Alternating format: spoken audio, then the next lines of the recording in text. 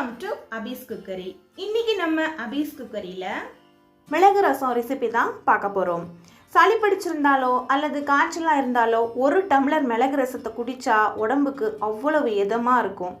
சாப்பிட்றதுக்கு வாய்க்கு எதுவுமே பிடிக்கலன்னா அந்த சமயத்தில் கூட சுட சுட சாதத்தில் இந்த மிளகு ரசத்தை ஊற்றி சாப்பிட்லாம், அவ்வளோ அருமையாக இருக்கும். வாங்க ரெசிபி எப்படி செய்கிறதுன்னு பார்க்கலாம். முதல்ல தேவையான பொருட்கள் என்னென்னு பார்க்கலாம். 1 டீஸ்பூன் மிளகு, அரை டீஸ்பூன் சீரகம், 3 பல் பூண்டு, ஒரு சின்ன எலுமிச்சம்பழ அளவு புளி. மிளகு ரசத்துக்கு பழைய புளி தான் நல்லாயிருக்கும். ரொம்ப பழைய புளியாக இல்லாட்டாலும் ஓரளவுக்காவது பழசாக இருக்கணும், அப்போதான் ரசம் நல்ல டேஸ்ட்டாக இருக்கும். ஒரு சிகப்பு மிளகாய், 2 டீஸ்பூன் நெய், அரை டீஸ்பூன் கடுகு, அரை டீஸ்பூன் பெருங்காயம், ஒரு இனுக்கு கறிவேப்பிலை, கொஞ்சமாக மல்லி இலை, தேவையான அளவு உப்பு. முதல்ல மிளகு, சீரகம், பூண்டு 3ஐயும் ஒரு உரலில் சேர்த்து தட்டி எடுத்துக்கலாம். மிக்சியில் போட்டு பொடி பண்ணியும் சேர்த்துக்கலாம், ஆனால் இந்த மாதிரி தட்டி சேர்க்கும் போது ரசம் நல்ல டேஸ்ட்டாக இருக்கும். பாருங்க, இந்த அளவுக்கு தட்டி எடுத்துக்கிட்டேன். இதில் பூண்டு ஆப்ஷனல் தான். உங்களுக்கு பூண்டு பிடிக்காதுன்னா அதை சேர்த்துக்காம கூட விட்டுடலாம். பட் பூண்டு சேர்த்தா அதோட எசன்ஸ் ரசத்துக்கு ரொம்ப நல்ல டேஸ்ட் கொடுக்கும்.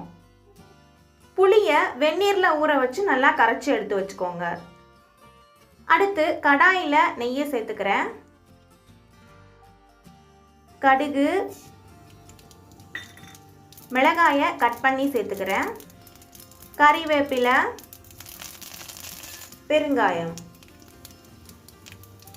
எல்லாத்தையும் சேர்த்து தாளிச்சிட்டு தட்டி வச்ச மிளகு சீரகத்தை சேர்த்துக்கிறேன். இதை வறுக்க தேவையில்லை, லைட்டாக பெரட்டி விட்டால் போதும், அவ்வளோதான்.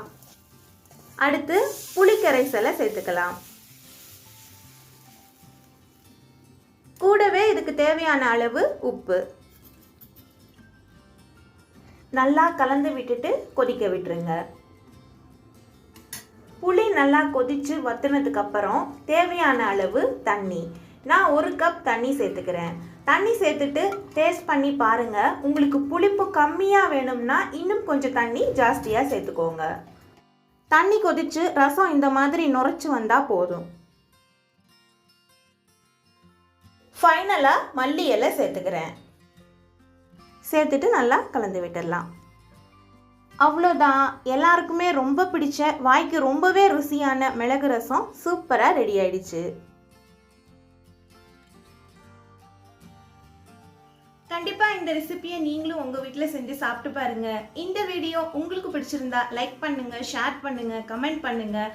மறக்காமல் அபீஸ் குக்கரிக்கு சப்ஸ்கிரைப் பண்ணி சப்போர்ட் பண்ணுங்கள்.